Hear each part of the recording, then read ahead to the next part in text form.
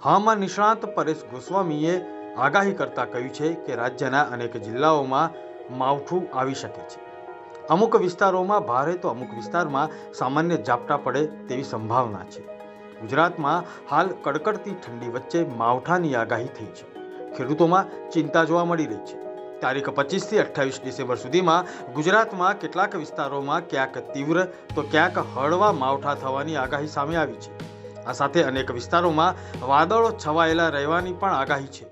2024ના વર્ષની વિદાય છે એ રાજ્યની અંદર માવઠા સાથે થવા જઈ રહી છે. એટલે કે 26, 27 અને 28 ડિસેમ્બર એમ 3 દિવસ સુધી રાજ્યના અલગ અલગ વિસ્તારોની અંદર માવઠાના ઝાપટા પડે તેવી શક્યતાઓ છે. અને આ માવઠાના ઝાપટાઓ છે એ રાજ્યના અનેક જિલ્લાઓને આવરી લેશે. એટલે કે અત્યારે જોવા જઈએ તો ઈશાનનું ચોમાસું છે તે દક્ષિણ ગુજરાતમાં સક્રિય છે. એ સાથે ઉત્તર ભારતના પહાડો ઉપરથી બેક ટુ બેક WD પસાર થઈ રહ્યા છે.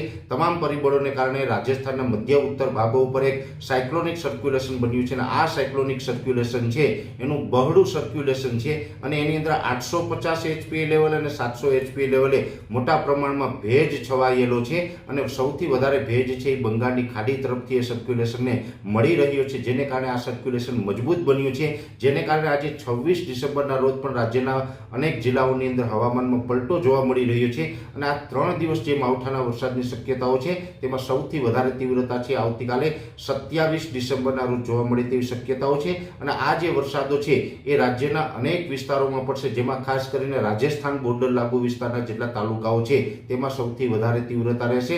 જેમાં ખાસ કરીને વાવ, થરાદ હોય, ધાનેરા હોય અથવા તો ઇકબાલગઢ કે અમીરગઢ જેવા વિસ્તારો હોય, ઈડર, વડાલી અને ખેડબ્રહ્મા જેવા વિસ્તારો છે, આ તમામ વિસ્તારોની અંદર વરસાદની તીવ્રતા વધારે જોવા મળશે. બાકી ઓલ ઓવર ઉત્તર ગુજરાતના સાબરકાંઠા, બનાસકાંઠા, પાટણ, મહેસાણા તમામ વિસ્તારોની અંદર હળવા સામાન્ય ઝાપટાઓની શક્યતાઓ રહેલી છે. એ સાથે મધ્યપ્રદેશ બોર્ડર લાગુ વિસ્તારો હોય જેની અંદર છોટાઉદેપુર, દાહોદ, ગોધરા જેવા વિસ્તારોની અંદર પણ તીવ્ર માવઠાની શક્યતાઓ છે. ત્યાં પણ સામાન્ય કરતાં ભારે ઝાપટા છે એ પડી શકે છે. મહીસાગર અને અરવલ્લી જિલ્લામાં પણ છૂટાછવાયા હળવા સામાન્ય ઝાપટાઓ છે એ પડી શકે છે. 27, 28 તારીખમાં અમદાવાદ, ગાંધીનગરમાં પણ હળવા એકદમ સામાન્ય છૂટાછવાયા છાટાછૂટી અથવા તો ઝાપટાની શક્યતાઓ માની રહ્યા છે અમે. એ સાથે દક્ષિણ ગુજરાતના વિસ્તારો છે જેમાં ખાસ કરીને તાપી, નર્મદા, એ સાથે ડાંગ અને વલસાડ જેવા વિસ્તારો છે એમાં પણ એકદમ હળવા સામાન્ય માવઠાની શક્યતાઓ રહેલી છે. સૌરાષ્ટ્ર અને કચ્છની વાત કરવા જઈએ તો સૌરાષ્ટ્ર કચ્છમાં વરસાદની બહુ શક્યતાઓ નથી.